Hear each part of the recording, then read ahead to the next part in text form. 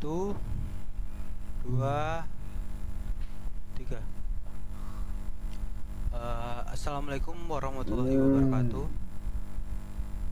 Perkenalkan, kami dari kelompok 1 yang berisikan saya sendiri, Faisal Iza Maulana Slovensky, kemudian ada Muhammad Dafa Ramadana, kemudian ada Dafa Ivantoro, kemudian ada Ferry Irawan serta Dodi Ilham Sukmana. Proyek kami mungkin tentang kecerdasan buatan, dan latar belakang kami mungkin akan dijelaskan oleh Mas Dodi Ilham Sukmana. Kami persilahkan untuk menjelaskan latar belakang dari kelompok kami. Oke, Mas Dodi. Mas Ija. Untuk latar belakang masalah ada 2 poin. Yang pertama itu ada 2 poin yang ingin saya sampaikan. Yang pertama dari pengalaman pribadi. Pengalaman pribadi saya itu mungkin teman-teman pernah melewati jembatan layang atau jalan Janti. Nah, di situ waktu tahun 2016 saya lewat situ pada sore hari itu nggak bisa lewat dikarenakan kondisinya itu crowded. Nah, sedangkan di belakang itu ada ambulan. Ambulan bisa jalan saat lampunya hijau bersamaan dengan kendaraan lain.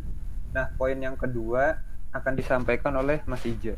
Silahkan Mas Ija. Ya, dari latar belakang tersebut mungkin kami simpulkan mungkin ada beberapa masalah dari video.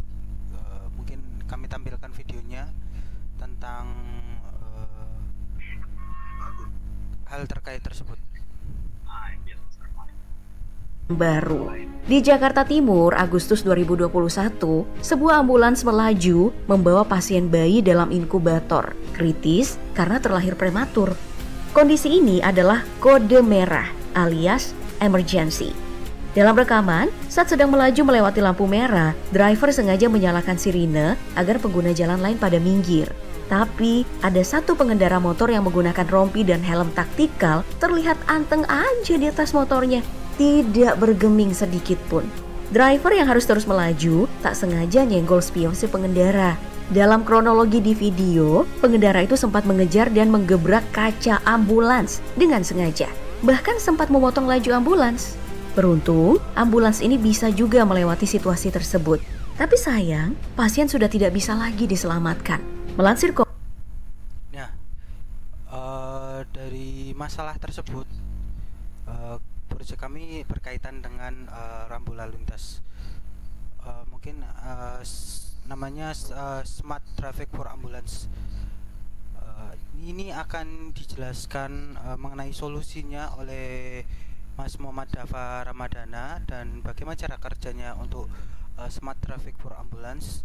Kami persilakan untuk Mas Muhammad Dafa. Baik, terima kasih Mas Iza. Mungkin langsung saja menyambung dari tadi latar belakang yang disampaikan oleh Mas Dodi dan Mas Iza.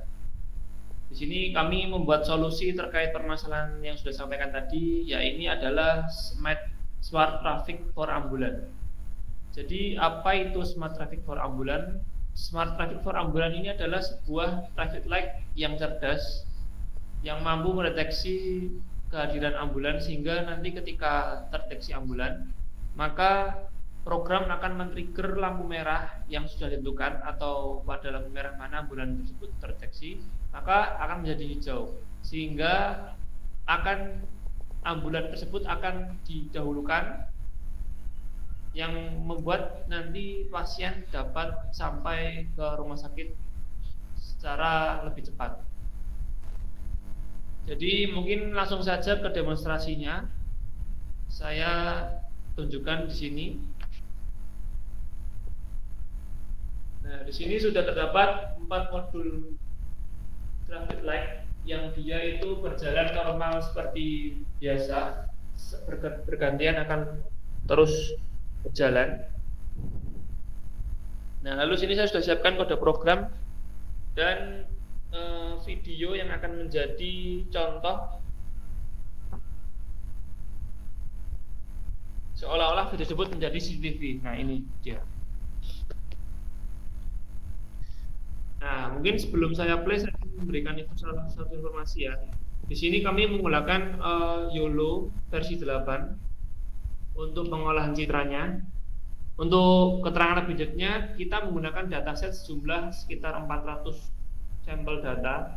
Lalu kami training dengan 100 iPods. Nah, itu standarnya yang mungkin yang saya cari-cari, yang saya ketemui itu menggunakan 100 iPods.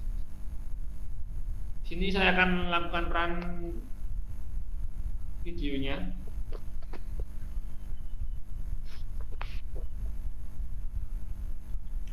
Nah, di sini kami selain menggunakan YOLO, kami juga menggunakan OpenCV untuk membuka akses kamera.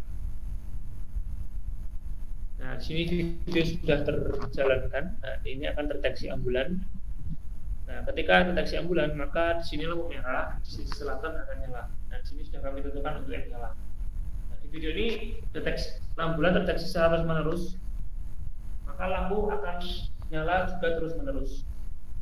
Lampunya mati itu setelah 6 detik tidak terdeteksi ambulan, maka lampu mati. Ini program selesai. 6 detik kemudian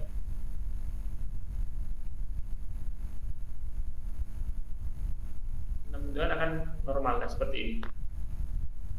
Nah, seperti itu cara kerjanya dari sistem yang kami build untuk mengatasi masalah yang disampaikan tadi. Mungkin itu saja dari saya terkait demonstrasi. Saya kembalikan ke moderator. Terima kasih untuk Mas Muhammad Dafa. Mungkin selanjutnya mungkin kelebihan dan kekurangan dari proyek ini akan dijelaskan oleh Mas Ferry Irawan. Monggo Mas Ferry. Oke, cek. Ya, masuk. Oke, untuk kelebihan kami yang pertama yaitu meningkatkan keselamatan pasien. Yang kedua, meminimalisir konflik di jalan raya. Untuk kekurangan, satu, tidak ada validasi kedua atau deteksi suara. Yang kedua, model pengenalan ambulan yang belum sesuai dikarenakan belum adanya regulasi standar mobil ambulan yang pasti dari pemerintah. Oke, terima kasih. Mungkin akan lebih jelasnya lagi mungkin dijelaskan oleh Bang Dodi tentang kekurangan atau tambahan dari kekurangan ini. Untuk kekurangan maksudnya tidak ada validasi itu seperti suara ambulan. Jadi untuk suara ambulan itu untuk mendeteksi apakah si sirine itu menyala atau tidak. Nah, saat menyala itu akan berkomunikasi dengan modul dan kamera untuk memastikan bahwa ambulan itu menyalakan sirine atau tidak. Nah, model yang kedua itu tidak ada regulasi yang jelas dari pemerintah tentang bagaimana bentuk ambulan, terus harus alat apa aja yang ada di dalam ambulan. Itu tidak ada regulasi yang jelas dari pemerintahan Indonesia. Berbeda dengan negara tetangga, contohnya seperti Singapura ataupun Malaysia. Mungkin segitu saja. Saya kembalikan ke moderator.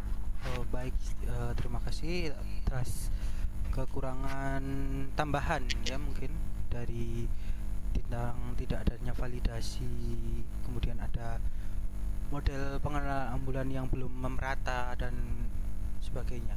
Kemudian mungkin ini yang terakhir dari kesimpulan mungkin akan dibawakan oleh Mas Dafa Ivantoro.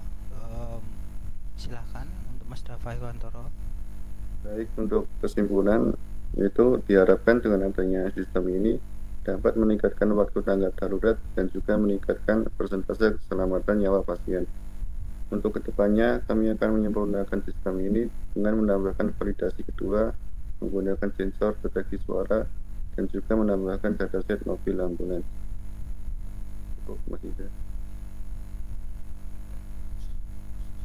Oke, terima kasih untuk Mas Dafa Ivantoro. Dari proyek ini mungkin akan dikembangkan kembali, mungkin lebih baik lagi dengan adanya sensor suara. Cukup sekian, terima kasih presentasi dari kelompok kami. Wassalamualaikum warahmatullahi wabarakatuh. Waalaikumsalam warahmatullahi wabarakatuh.